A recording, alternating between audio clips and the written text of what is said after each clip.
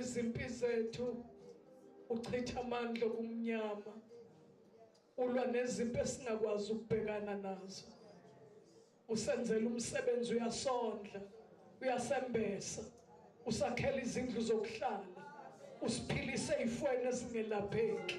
uphilisa ngisho amathambo